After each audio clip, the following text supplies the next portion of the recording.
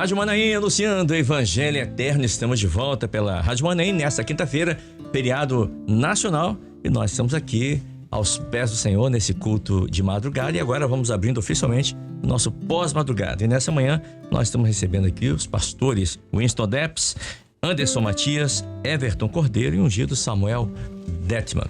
O texto que foi trazido nessa manhã, ele está no Novo Testamento, Carta de Paulo aos Filipenses, capítulo 1, verso 6. E nós vamos falar um pouquinho sobre ele. Eu vou ler novamente aqui, vou pedir ao nosso querido pastor Paulo Henrique, nosso PH, colocar na tela, por favor, o texto dessa manhã.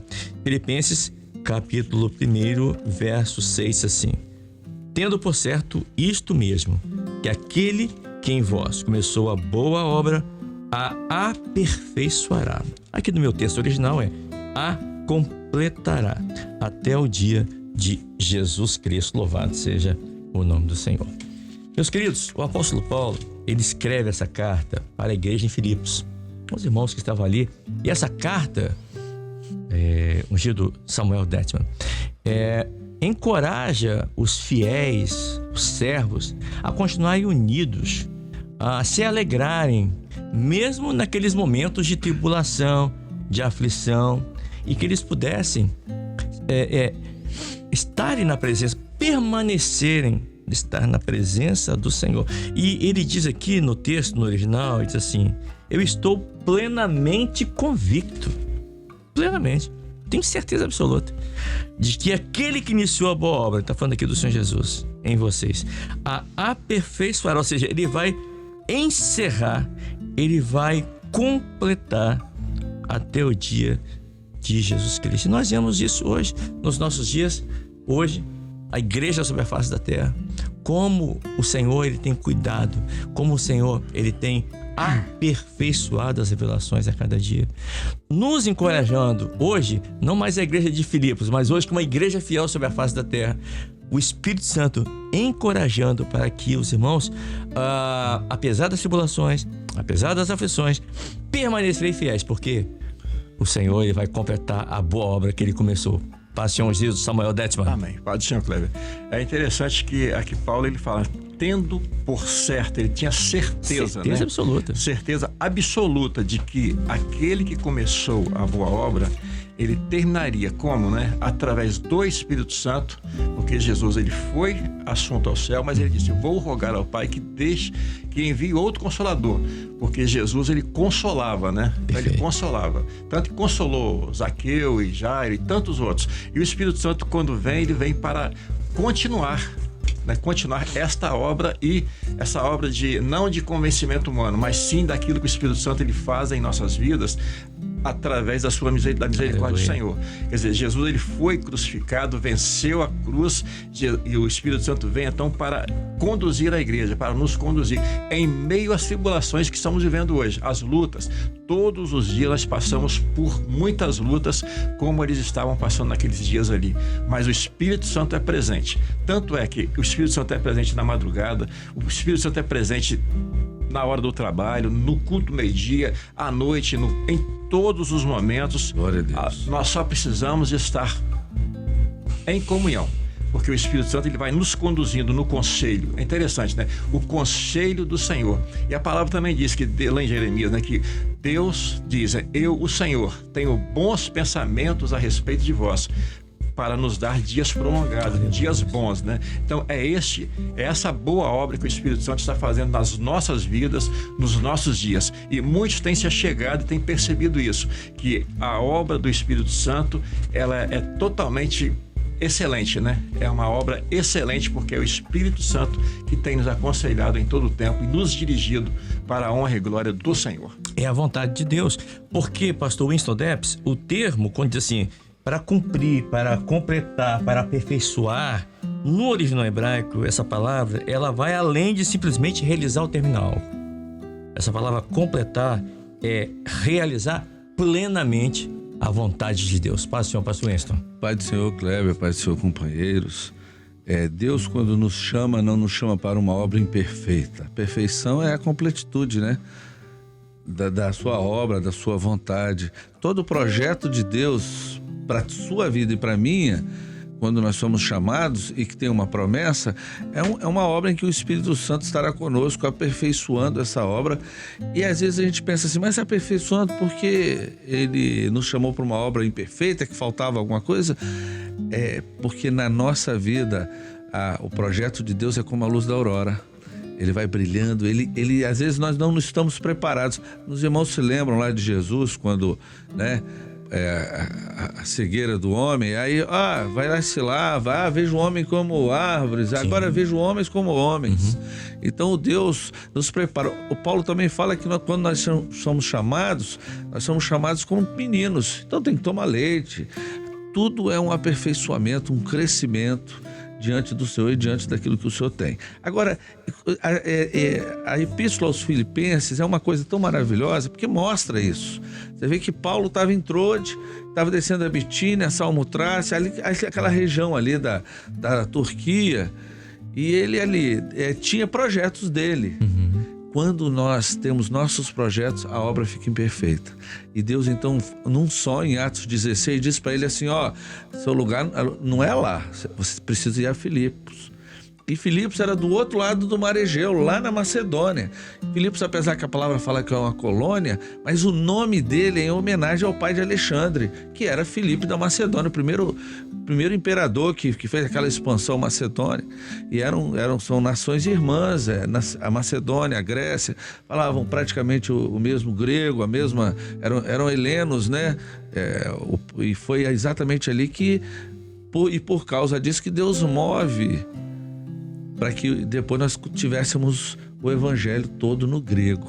Se vocês verem, assim, Deus movimentou tantas coisas muito antes de Paulo para que o evangelho chegasse numa língua que tivesse uma diversidade de entendimento tão grande e nós possamos aprofundar naquilo que Deus tem. Porque nas entrelinhas do homem, Deus não se revela, mas quando ele faz o projeto, é sempre o melhor. E quando ele é chamado, ele vai a Filipos. Ele chega lá e, a princípio, a recepção dele, os irmãos sabem qual foi, né? Ele foi parar onde?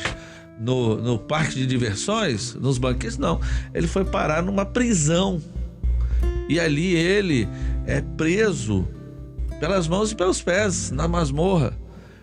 E mesmo assim ele glorifica a Deus em todo o tempo e canta louvores. Glória a Deus. E é o texto tão conhecido que nós tanto pregamos, né? E à meia-noite, diante do louvor ao Senhor, sobreveio um tão grande terremoto, e as cadeias caem, as prisões caem e os milagres acontecem.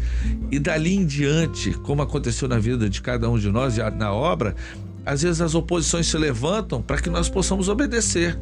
Para que nós possamos, Deus nos prova para ver como é que vai ser a sua expressão diante da provação, diante das investidas. Você vai glorificar a Deus ou vai murmurar? Se você murmura, você para e anda para trás, vamos dizer assim. Se você glorifica a Deus, seja dado toda a glória, toda a honra. Ele poderia dizer muitas coisas, mas ele glorificou a Deus diante de todas as dificuldades. E essa igreja em Filipos é uma igreja que cresce pujante. Se nós formos ler a epístola se os irmãos lerem aqui, os irmãos vão ver que Paulo torna isso notório, porque ele começa a carta dizendo o seguinte: Paulo, Timóteo, que não são servos de Jesus Cristo, não são qualquer coisa, e todos os santos em Cristo Jesus. Ele torna notório, Kleber, aquilo que Deus fez na vida deles em Filipos, tal a aceitação desse evangelho. Vocês verem a situação de Lídia, vendedora de púrpura, né, Everton? Que milagre! Deus começa a fazer milagres. A igreja de Filipos é um exemplo para nós, de que quando nós obedecemos ao Senhor, Ele nos leva aonde Ele quer e realiza milagres. Perfeito. Então, Kleber, essa é uma colocação apenas aqui, de como é bom obedecer e como Deus dá frutos maravilhosos, que foi a igreja de Filipos. E depois Paulo, na Epístola aos Filipenses, fala tão bem dessa igreja e exalta tanto a bênção, o amor fraterno, a misericórdia, o propósito todo que foi cumprido ali, né? E aquilo que Deus quer fazer. Isso serve para nós. E aqui tem uma das expressões assim mais maravilhosas que eu conheço na Bíblia, que é no 1 Filipenses, verso 21, que diz assim: Porque para mim, o viver é Cristo. E quantas vezes nós não pregamos isso, né? E o morrer é ganho ou lucro, né? Quer dizer, é uma das colocações mais maravilhosas de que vale a pena quando obedecemos. Deus traz frutos gloriosos daquilo que ele faz da sua obra. E o desejo de Paulo era que a igreja de Filipos crescesse em ciência e conhecimento, né? Exatamente. Ali, lado a lado ali. E isso até acontece, Cleber, porque como ali é berço de muita coisa, você vê que Alexandre estudou aos pés de Aristóteles. Então ali era berço de uma filosofia e de uma cultura muito grande. E que o próprio Paulo, depois em Atenas, disse que eles eram bárbaros, né? Gostavam de novidade, queriam sempre uma coisinha nova.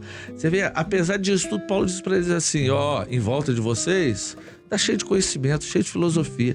Cresçam na graça, cresçam na misericórdia, no poder de Deus, na bênção do Senhor. Sejam gratos por essa graça que Deus vos dá, um presente merecido. Mas não fiquem só nisso, se aprofundem nos mistérios de Deus. Quando nós nos aproximamos e nos aprofundamos do mistério de Deus, aquilo que é humano fica para trás, fica raso. Porque os mistérios nem olhos viram, nem ouvidos ouviram, e jamais penetrou no coração humano os mistérios que Deus tem preparado para aqueles que o amam. Deixa eu chamar aqui o pastor, pastor Anderson Matias. Pastor, Paulo diz assim, tendo por certo isto mesmo, ou seja, Paulo está falando de uma experiência vivida, de algo que ele tinha certeza. Não era algo que alguém tinha falado com ele, nem que ele ouviu de alguém falar, não. Ele conhecia Jesus por ouvir falar. Ele teve a experiência no caminho de Damasco. Então ele não tinha dúvida de que começou a boa obra no coração dele foi o próprio Senhor. Então ele diz, mas ainda que nós mesmos, um anjo do céu vos anuncie outro evangelho, além do que vos tem anunciado, seja anátema. Por isso é que nós devemos, e Paulo fala isso aos Filipenses, e o pastor isso corroborou com o que eu vou falar aqui agora, nós temos que buscar o conhecimento de Deus, a palavra, para não sermos enganados, porque Mateus 24 diz, nos últimos dias o engano vai estar em alta. Muitos dirão meu nome, enganarão a muitos, né? Muitos dirão, eu sou Cristo, enganarão a quase todos. Então, nessa hora, não é o conhecimento da ciência, que é muito bom entendermos, temos conhecimento de tudo, ok, econômica, politicamente falando, mas, acima de tudo, o conhecimento da palavra de Deus, o propósito de Deus. Por quê? Porque Cristo, na cruz do Calvário, ele cumpriu o sacrifício final, mas não só para redimir a humanidade, mas para realizar a plenitude do propósito e da vontade de Deus. Paz do Senhor, pastor. Paz do Senhor, Kleber, paz do Senhor a todos os pastores presentes aqui à mesa.